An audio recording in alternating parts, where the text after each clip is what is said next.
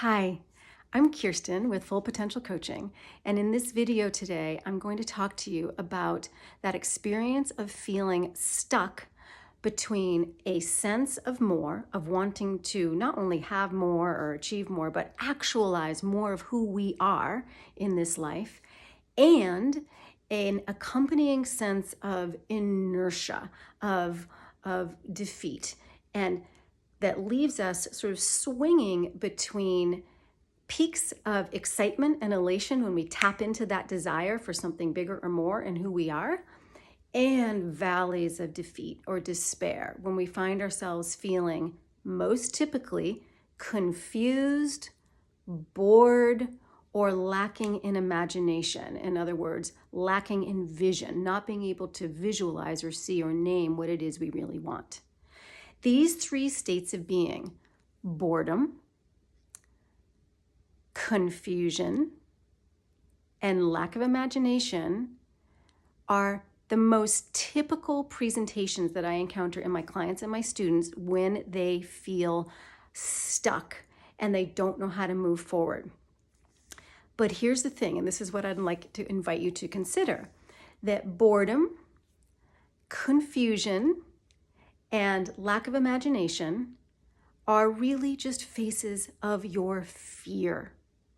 And that moreover, your fear is not something that you need to eliminate in order to move towards who you want to become or what it is you want to achieve in your life, right? So think about it, right?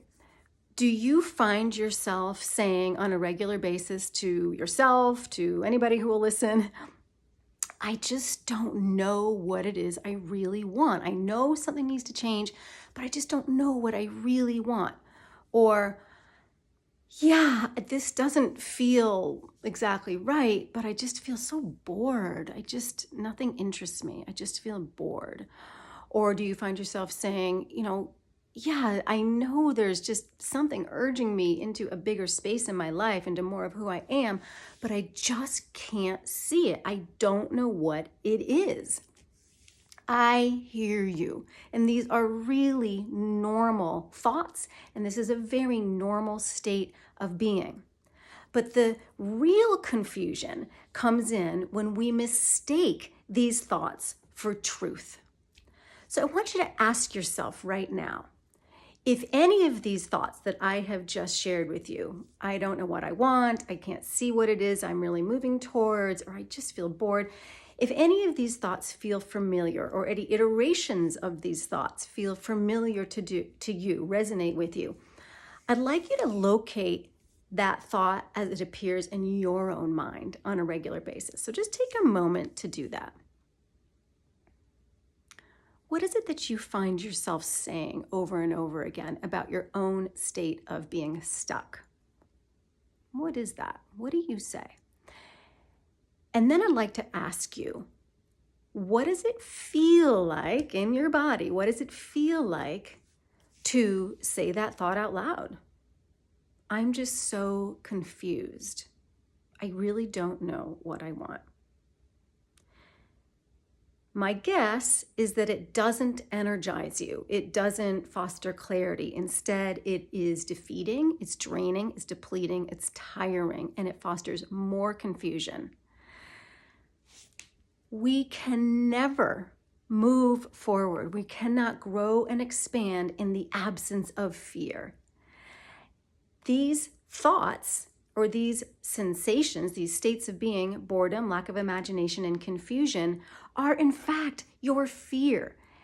You know this because when you answer the question I just asked you, what does it feel like to actually think these thoughts? And remember, your thoughts are optional. What does it feel like to really think these thoughts? What does it feel like?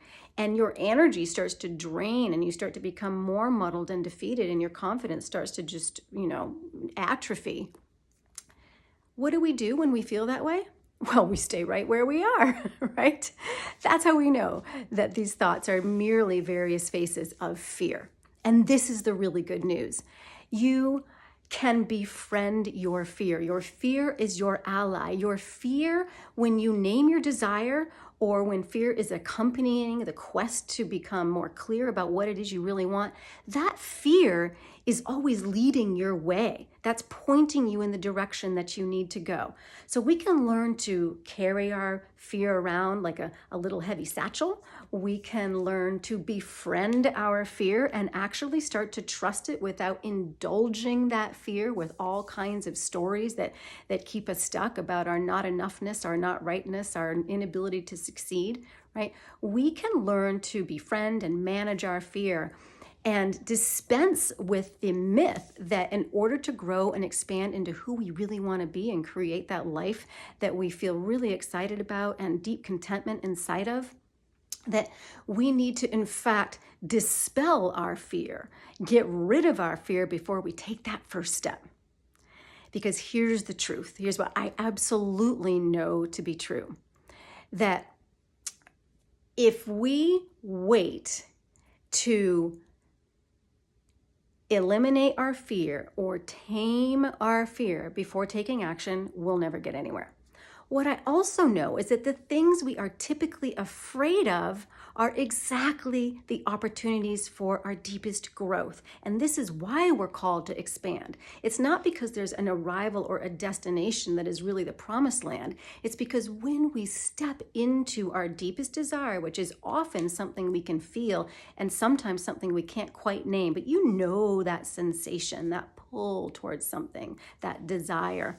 When we really tap into that desire and follow the path, say yes to that feeling, we inevitably come up against our own limiting beliefs and we are called to move through them. So actualizing our biggest, most expansive selves in this life is inevitably a process of healing and reckoning. So think of it this way. When you learn a new vocabulary word, and if you've worked with me before, you've heard me use these examples, but they're tried and true. So when you learn a new vocabulary word, right, suddenly you are hearing it all over the place. Now, is that because other people all learn that word the same day? No, of course not, right? It's just that it's on your radar. It's in your lexicon, so you actually hear it consciously. Same thing if you buy a new car, let's say. You suddenly see your car all over the road. Did everybody else go buy that car that day? No, it's just that it's on your conscious radar, and so you see it. Same thing with your desire, with what you truly want. If you commit to that desire without knowing how you're going to get there, without knowing exactly where you're going, but you commit to that feeling, that sensation of full expansion, that call in you towards more, what I described in an earlier post as the voice of more. If you commit to that dream, you commit, you will see opportunity consciously where before you only saw dead ends. You saw nothing, right? What would have been invisible before becomes a doorway, a window, a portal.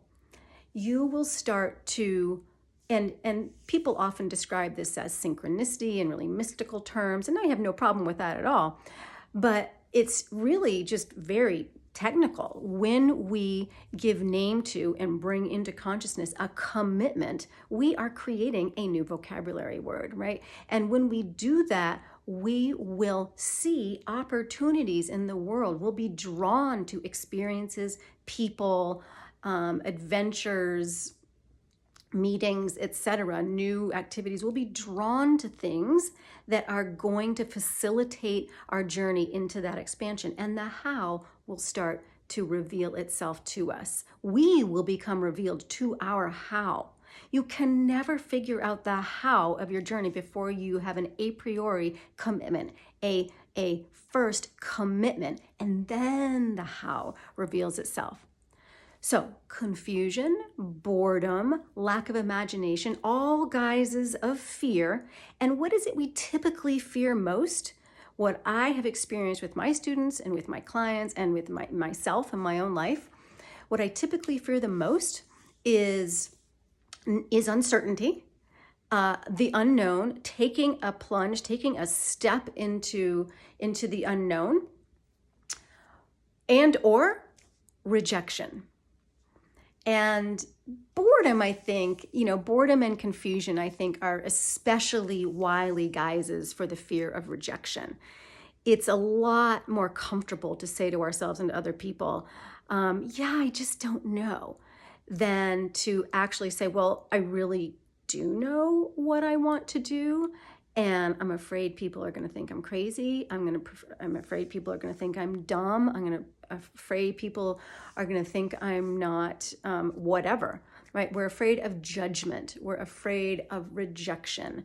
And I'm sure you've heard it before, but we are hardwired. There was a point in our evolution, the vast majority of our time as proto-humans on this earth, to be rejected, to be exiled, to be left out was not merely a cause for humiliation or sadness, but was actually cause for, could lead to death. It could lead to annihilation. We need support. We need community. We still do, but we also can learn to manage rejection. It's no big deal. Is it worse to endure the judgment of somebody else when we step into our truth, or the constant chronic hum of our own discontent when we know deep down that we are living out of integrity with who we're really meant to be? Which one hurts more? I think you know the answer. Right? So if this state of being is one you're familiar with and one you're struggling with, I'd like to offer you right now 4 steps, 4 things you can do right now to help yourself shift. Number 1, manage your mind. Manage your mind. Listen to what you say to yourself, to others, to friends. I'm confused, I'm bored, I can't really see where I'm going. Stop. Eliminate that thought. Don't allow yourself to consciously choose that thought. Instead, say something like, I'm figuring out what it is I really want. I'm leaning in and I'm learning as I go. Say what it is you do know rather than what it is you don't. Try it out. So no more I'm bored, I can't see the future, I'm too confused. Number 2, and this is an expansion of number 1. Number 2, I want you to imagine your ideal day 2 years from now. It's okay if there are only certain details, but starting in the morning when you wake up, what do you smell? What do you see? Is there someone beside you? Are you alone? What does the room look like? Let yourself go wild. Really let your imagination come undone and be free. Write down that ideal day. And it's not a fancy day, a holiday, a day off. It's a regular old work day. What does that day look like from beginning to end? Write it down and read it out loud. Right? Number 3, find the feeling inside that ideal day. What does it feel like when you read that ideal day out loud to yourself? What does it feel like? Again, move into your body. And you might say, well, it feels exciting, it feels happy, it feels peaceful. Okay, awesome. Now, where in your body do you feel excitement, peace, happiness? Locate it as sensation in your body and come to recognize that feeling. And number 4, say yes to experiences that cultivate this feeling. Be adventurous, be experimental, move outside of your comfort zone. Say yes to that next invitation that you might have said no to because it sort of feels unfamiliar to you, right? And then a 5th bonus step, keep managing your mind. Choose your words carefully. Choose your thoughts on purpose. Drop a comment below if you have any questions about this process. Tell me what it feels like for you to be in this place of feeling stuck between your true desire or that sense that there's something more and this other sense of inertia, of confusion. I'd love to help you out.